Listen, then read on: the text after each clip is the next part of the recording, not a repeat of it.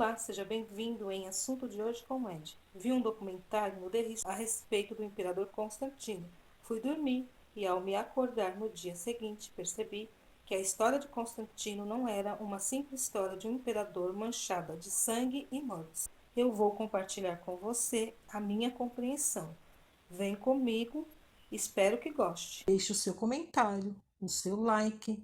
Gostando, compartilhe, inscreva-se no canal.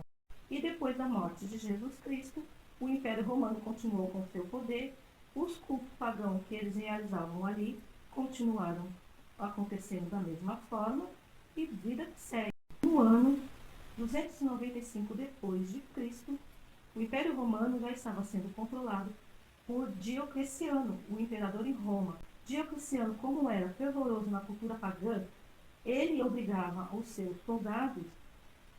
Era necessário, era exigido pelo imperador que todos os seus soldados, antes das batalhas, participassem de cerimônias pagãs, com oferendas e sacrifício aos deuses pagãos. Quando Jesus Cristo foi crucificado, até aquele período já tinha passado mais de 200 anos, o cristianismo tinha se expandido, tinha crescido. E entre os soldados do império controlado por Diocleciano, havia ali muitos soldados cristãos. E como os soldados cristãos se recusavam a participar desses rituais, eles eram afastados do exército e mortos. Havia muita morte cristã naquele período, no império todo. Ele cresceu, Constantino, longe do seu pai, sob uma forte influência em Roma, na cultura do paganismo. E quando você cresce num ambiente desse, que tem uma forte cultura, você vê tudo como sendo normal. Porque, veja bem, Constantino foi criado no meio pagão. E Deus sempre tem um plano na vida das pessoas. E assim, como Satanás também tem. Aí vai depender de como for a vida da pessoa, vai prevalecer o plano de Deus ou o plano de Satanás. E com o passar do tempo, o plano de Deus começou a prevalecer na vida de Constantino. Quando ele se apiedou do povo cristão que estava morrendo, Deus entrou na vida dele nesse ponto. E aí Deus permitiu que ele conseguiu a primeira batalha. Colocou o nome de Cristo na frente. Porque ele foi um instrumento na mão de Deus. Nós temos que entender dessa forma. Porque os desígnios de Deus a gente não conhece. Só Deus conhece. E eu entendi a vida de Constantino, compreendi a história de Constantino dessa forma. Qual foi o motivo de Deus permitir que Constantino se tornasse o primeiro imperador cristão e sendo só ele no poder? Porque Deus precisava realmente de alguém que tivesse poder político, porque só uma pessoa com poder político pode trazer leis que beneficiariam o povo cristão, e nós temos liberdade de culto, não somos mortos, se bem que depois de Constantino e antes de Constantino, há a morte de cristão, mas mesmo assim foi equilibrado essas forças, se alinhou as forças. Por quê? Porque a partir desse momento que Constantino abriu o direito ao culto, foi exatamente como se tivesse acontecido lá com Jesus Cristo. Quando Jesus Cristo veio, a missão de Jesus Cristo nessa terra foi para morrer no duro madeiro da cruz e dar direito a cada homem, cada mulher, cada criança, o direito de salvação da alma, porque só era esse direito, só era para os judeus. E com a morte de Jesus, foi estendido esse direito a todos os povos. E com Constantino, ele dá continuidade a isso. Por que digo continuidade? Porque o povo cristão, assim como desde o princípio, era morto. Falou em Deus, é morto. Falou em Jesus Cristo, também é morto. Então Constantino trouxe isso, o direito ao culto, e meio que terminou. Diminuiu muito essa matança. Ainda há matança de cristãos? Sim, há até nos nossos dias. Mas isso foi equilibrado, essas forças foram equilibradas. Então, Constantino foi usado por Deus nesse sentido. Eu entendi dessa forma, eu compreendi dessa forma. Bem, a gente pode prestar atenção no que aconteceu aquela parte. Jesus Cristo, quando andava entre nós, ele estava num determinado dia numa cidade. E João chegou para Jesus e disse assim: ó, Jesus, tem alguém ali falando, pregando e expulsando demônio em seu nome. Vou lá, vou impedir. Jesus Cristo falou: não faça isso.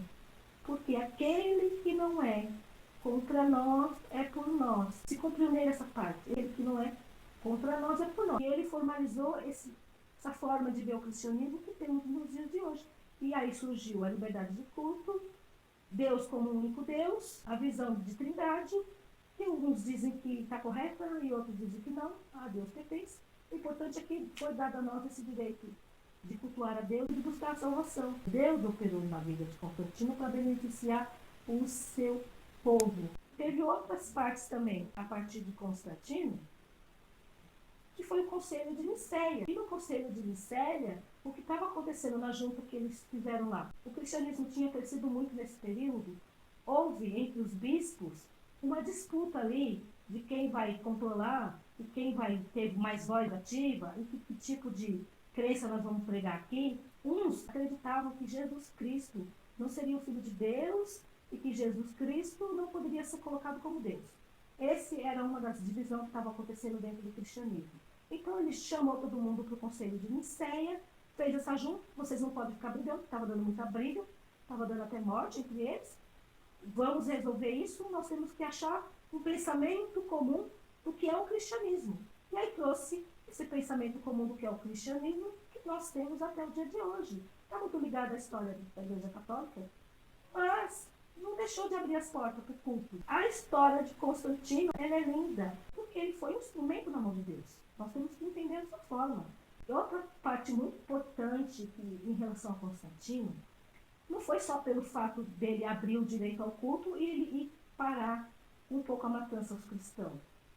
O principal foi esse aqui.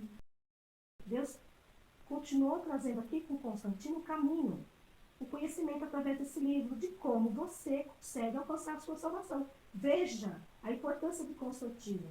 Com ele dando direito ao culto, o direito do povo cultuar a Deus sem ser morto, abriu liberdade, abriu as portas para que o povo tivesse um livro sagrado nas mãos e, através do conhecimento desse livro, colocar diante de Deus em santidade, obedecer aqui os ensinamentos desse livro e buscar, através do conhecimento que está aqui, a salvação. Essa foi a importância de Constantino, abrir porta para que o povo pudesse ter o livro nas mãos e buscar, através desse livro, a salvação.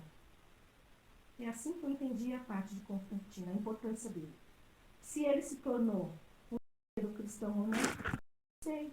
Ele foi batizado no final dos seus dias, e depois de Constantino, mudanças foram ocorrendo nas leis, o cristianismo avançou, e chegamos até esse ponto que estamos aqui.